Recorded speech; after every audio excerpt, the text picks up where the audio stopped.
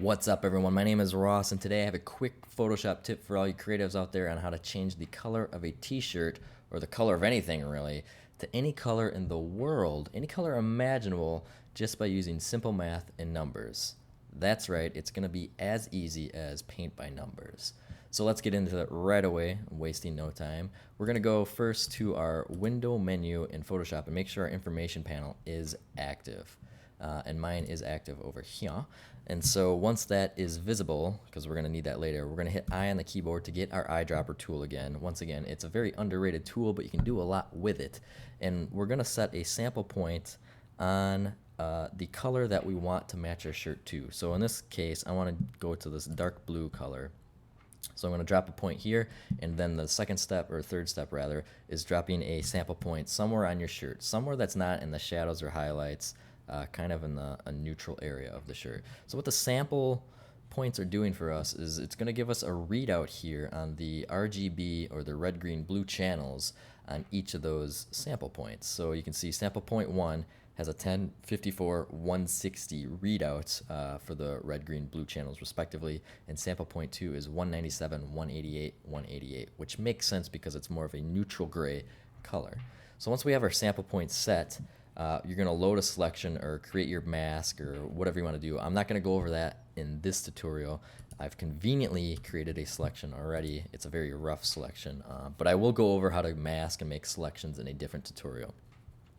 So once we have our selection loaded, we're going to go down here and create a new adjustment layer, and we're going to create a curves adjustment layer. Cool thing with our selection, it automatically creates that image mask for us, or layer mask for us, and then the magic begins. So what I'm going to do is we need to manipulate each of these channels individually. I'm going to start with the red channel. So with the red channel selected, hit I once again, or make sure that your eyedropper tool is selected, and we're going to command click on our sample point 2. When you command click with the eyedropper tool in the curves adjustment layer, it's going to drop a point on that curve. Bet you didn't know that. It's a cool little tip, and that's how I do all my color matching, essentially. And then with this readout over here, what we need this for, this is where the paint by numbers comes into play. We basically want to match our right hand numbers to our left hand numbers, and you can see now we have two sets of numbers. We have like our before and after, but we only need to pay attention to our farthest right number. So with that eyedropper selected here, we're going to just use our arrow keys to match the number. So we need 197 to match 10. And the quick way to do this is if you hold shift and the down arrow, it'll drastically go quicker. And we got to get this all the way down to 10. It's just down or up arrow, depending on however you want to move. Then we're going to go to the green channel, and the same thing. We need to command click with our eyedropper to set that point in the curves, and then we just need to match 188 to 54. So once again, just shift with the down arrow and get us down to 54. Boom.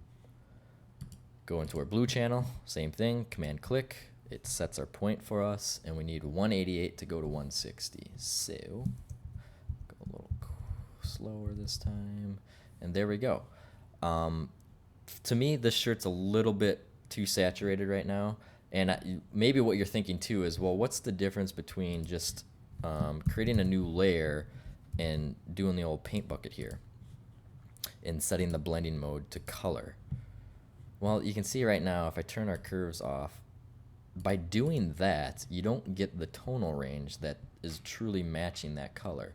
And doing it this way, the paint by numbers way, gets us closer. I would say it's still too saturated in areas, and even with this over the top of it, it's a bit contrasty.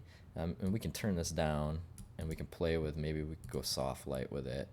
It's still too contrasty for me. Maybe we can turn this down. I don't know. I'm just going to ditch that layer altogether. And what I'm going to do is just create a hue saturation over the top of this, and I'm going to clip it, and we can then play with the saturation this way. That's pretty good.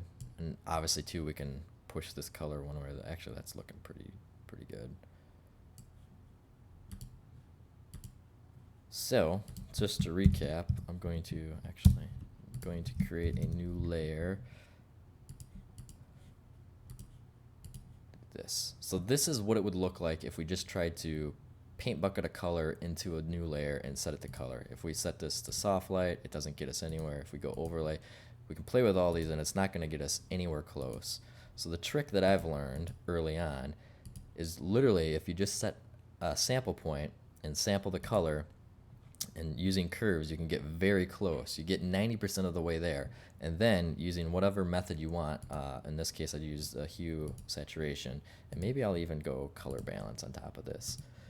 You can get this so much closer to where you need to be. And you can, you can play with this all day to your heart's content, to whatever you want it to look like.